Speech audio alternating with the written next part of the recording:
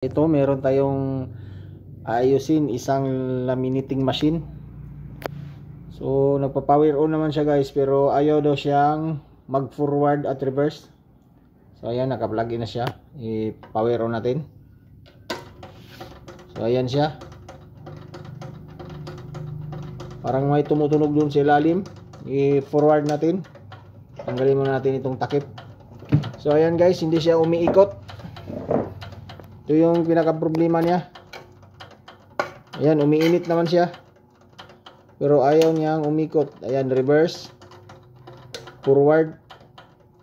Dapat umiikot yan siya. So buksan natin siya guys, kung saan siya nagka-problema.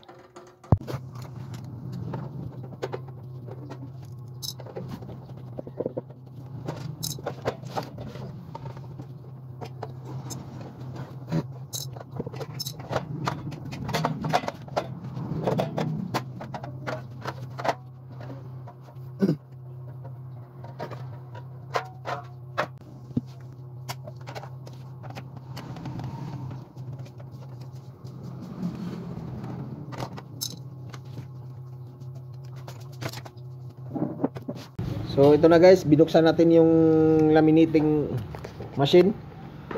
So ang naging problema niya guys ay ito pala ang kaniyang itong motor niya. Ayan, yung dynamo niya. Loose thread siya guys, doon sa loob. Sira siya. Kanina nag-troubleshoot tayo dito sa kaniyang board. So pinalitan natin ng kapasitor ito, itong mylar kapasitor, pinalitan natin. Kasi ang inakala natin ay ito yung sira. Kasi ayaw umikot. Umiikot siya, pero mahina. Mahina yung ikot niya. Hindi niya kayang paikutin ito. So pinalitan ko siya ng ito mylar kapasitor. So nung tinry ko siya, hindi pa rin niya kaya itong paikutin guys. So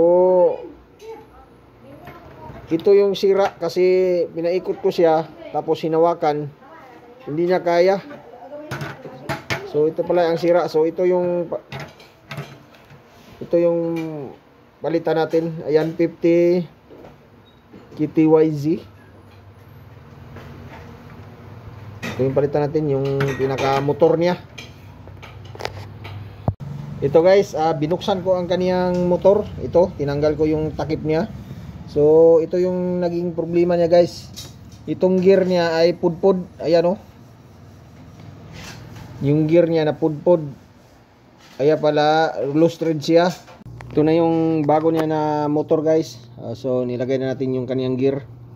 So wala siyang socket guys. Ayan, wire lang.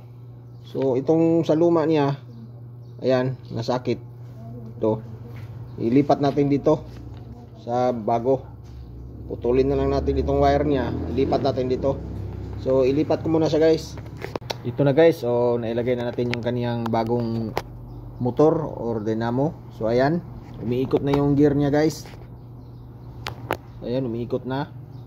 So naka forward yan siya. Ayan, forward. I-reverse natin. So ayun, nag-reverse din siya. So ayan, okay na siya guys. So hanggang dito na lang. Maraming salamat.